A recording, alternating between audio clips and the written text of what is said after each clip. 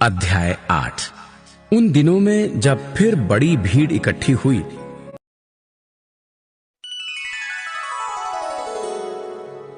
अध्याय 8। उन दिनों में जब फिर बड़ी भीड़ इकट्ठी हुई और उनके पास कुछ खाने को ना था, तो उसने अपने चेलों को पास बुलाकर उनसे कहा, मुझे इस भीड़ पर तरस आता है, क्योंकि ये 3 दिन से बराबर मेरे साथ है और उनके पास कुछ भी खाने को नहीं। यदि मैं उन्हें भूखा घर भेज दूं, तो मार्ग में थक कर रह जाएंगे, क्योंकि इनमें से कोई कोई दूर से आए हैं। उनके चेलों ने उसको उत्तर दिया, यहां जंगल में इतनी रोटी कोई कहां से लाए कि ये तृप्त हों। उसने उनसे पूछा, तुम्हारे पास कितनी रोटियां हैं? उन्होंने कहा, 7। तब उसने लोगों को भूमि पर बैठने की आज्ञा दी और वे 7 रोटियां ली और धन्यवाद करके तोड़ी और अपने चेलों को देता गया कि उनके आगे रखें, और उन्होंने लोगों के आगे परोस दिया। उनके पास थोड़ी सी छोटी मछलियां भी थीं। उसने धन्यवाद करके उन्हें भी लोगों के आगे रखने की आज्ञा दी। वे खाकर तृप्त हो गए और चेलों ने शेष टुकड़ों के 7 टोकरे भरकर उठाए, और लोग 4000 के लगभग थे। तब उसने उनको विदा किया और वो तुरंत अपने चेलों के साथ नाव पर चढ़कर दलमनूता प्रदेश को चला गया। फिर फरीसी आकर उससे वाद विवाद करने लगे और उसे जांचने के लिए उससे कोई स्वर्गीय चिन्ह मांगा। उसने अपनी आत्मा में आह भरकर कहा, इस समय के लोग क्यों चिन्ह ढूंढते हैं? मैं तुमसे सच कहता हूं कि इस समय के लोगों को कोई चिन्ह नहीं दिया जाएगा।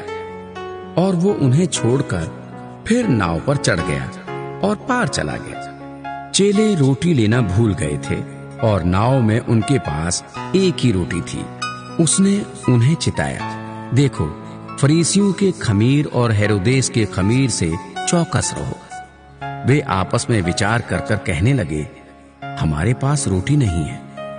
ये जानकर यीशु ने उनसे कहा, तुम क्यों आपस में ये विचार कर रहे हो कि हमारे पास रोटी नहीं? क्या अब तक नहीं जानते और नहीं समझते? क्या तुम्हारा मन कठोर हो गया है?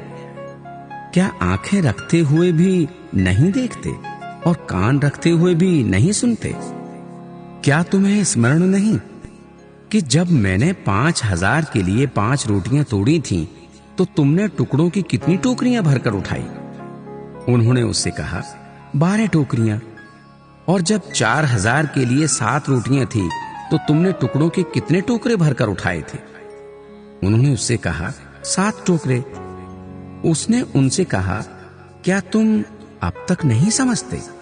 वे बैतसैदा में आए और लोग एक अंधे को उसके पास ले आए और उससे विनती की कि उसको छूए।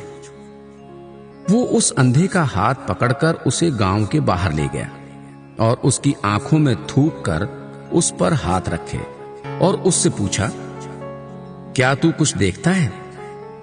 उसने आंख उठाकर कहा, मैं मनुष्यों को देखता हूं, वे मुझे चलते हुए पेड़ों जैसे दिखाई देते हैं।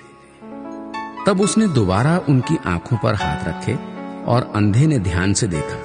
वो चंगा हो गया और सब कुछ साफ साफ देखने लगा।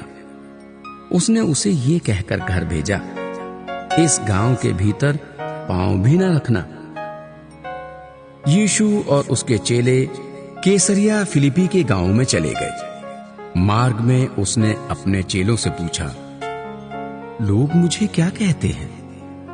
उन्होंने उत्तर दिया, यूहन्ना बपतिस्मा देने वाला, पर कोई कोई एलिया और कोई कोई भविष्यद्वक्ताओं में से एक भी कहते हैं। उसने उनसे पूछा, परंतु तुम मुझे क्या कहते हो?